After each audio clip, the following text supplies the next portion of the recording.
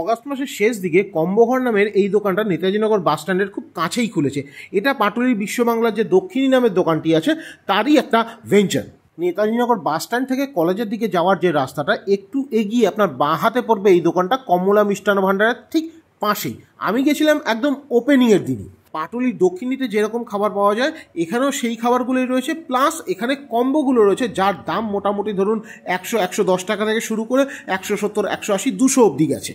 একটা honest confession এখানে করছি, দক্ষিণী নামটা আমি যখন পাটুলিতে দেখেছিলাম আমি ভেবেছিলাম ওরা এখানে শুধু ধোসাই বোধহয় বানায়। এই ধোসা, ইডলি, দই বড়া এই খাবার জন্য আমি কোথাও যাব, জাস্ট এই ভুল ধারণাটা আমার ছিল বলে আমি ওই দোকানটাকে সিম্পলি অ্যাভয়েড করতাম। কিন্তু অসীমদা একদিন পাটুলি মোড়ে দাঁড়িয়ে আমায় আম চিকেন আর ওদের বন্ধ হয়ে যাওয়ার একটা মেনু বেসিল চিকেনটা খাওয়ানোর পরে আমি জাস্ট ছিটকে গেছি। তারপর থেকে আমার ভুল ধারণাটা সরে গেছে, তাই জন্যই আপনাদের সাথে শেয়ার করলাম যে এইরকম ভুল ধারণা রাখবেন না। এই যে কম্বোঘর, এইখানে দেখুন আমি জাস্ট মেনুগুলো এত ছোটো করে দেখানো পসিবল না। এই দেখুন আমি শুধু দামটা দেখাই, 110-120-র মধ্যে ভীষণই পকেট ফ্রেন্ডলি অ্যাফোর্ডেবল প্রাইসে কিন্তু ওরা বেশ অনেকগুলো খাবার দিচ্ছে। মেনুটাকে জুম করে আপনারা দেখতে পারেন, কিন্তু আমি মেনুটাকে ডিটেল স্টাডি করে যা বুঝলাম ওরা চাইনিজ ঘেঁষা কম্বোটাই বেশি রাখছে এখানে। ইন্ডিয়ান যেরকম ধরুন চিকেন ভর্তা, বাটার চিকেন এইগুলো কিন্তু নেই। ইন্ডিয়ানের মধ্যে আমি পেয়েছি পোলাও আর চিকেন কষাটা, আর বাকি সবসময় ওই ফ্রাইড রাইস নুডলসের মধ্যে দিয়ে বিভিন্ন রকম কম্বো। এখানে 3-4 পাতা পেজের যে কম্বোটা আপনারা দেখতে পাচ্ছেন সেই পুরোটাই বেশিরভাগটাই মানে 90%ই আমি বলতে পারি যে ওনারা চাইনিজ কম্বোটাতেই ফোকাস করেছেন। দক্ষিণীতে আমি মোটামুটি 2-2.5 বছর ধরে খাচ্ছি, মাত্র একদিনই আমি এখানে ধোসা খেয়েছি, আর বাকি অন্যান্য সময় বিভিন্ন রকম খাবার ট্রাই করেছি। উদ্বোধনের দিন আমি গিয়ে ওদের পোলাও, চিকেন কষা আর ফিশ বলের এই কম্বোটা খেয়েছি। এটার দাম 110 টাকা, একজনের জন্য সাফিসিয়েন্ট যদি সে হেভি ইটার না হয়।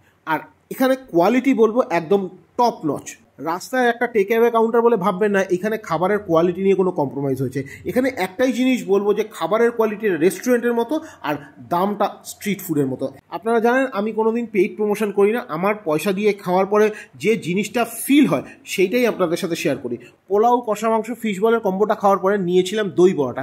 দই বড়ার আমি এমনি কিন্তু ফ্যান না, কিন্তু দই বড়ার সাথে ওই যে চাটনিটা দেয় তেঁতুলে আর তার উপরে যে ঝুরি ভাজা, এইটার জন্যই কিন্তু আমি দই বড়ার ফ্যান। দই বড়া আমার নিজস্ব পার্সোনাল ফেভারিট না, কিন্তু ওইটুকুর জন্যই আমি বারবার করে যেখানে যাই দই বড়া যদি থাকে আমি দই বড়াই খাই। এই ছিল আমার প্রথম দিনকার খাবার। একটা খাবার অবশ্যই মেনশন করবো, ওদের 170 টাকার এই চেলো কাবাবের প্ল্যাটারটা। এটা আমি অবশ্য খেয়েছি পাটুলিতে, কিন্তু ওদের এই নেতাজিনগরের কম্বোঘরের আউটলেটেও কিন্তু এটা পাওয়া যাচ্ছে।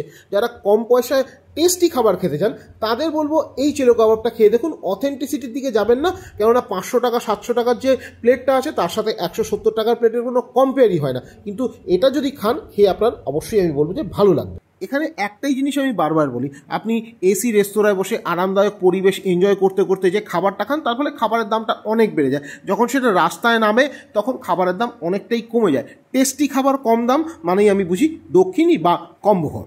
এবারে আমার সেকেন্ড দিনের ভিজিটের গল্পটা বলি। এখানে দেখুন স্টার্টারের মেনুগুলো রয়েছে, ওরা শুধু কম্বো ছাড়াও কিন্তু আপনার স্টার্টারের আইটেম ফিশ ফ্রাই থেকে শুরু করে চিকেন কাটলেট থেকে শুরু করে এই সব জিনিসগুলো আপনি পেয়ে যাবেন।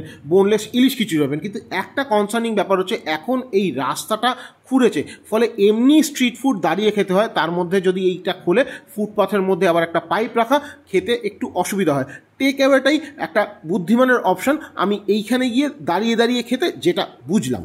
ভবিষ্যতের সুবিধার কথা ভেবে একটু কম্প্রোমাইজ করে ওইখানে দাঁড়িয়ে দাঁড়িয়ে আমি বেশ কিছুটা খাবার খেলাম।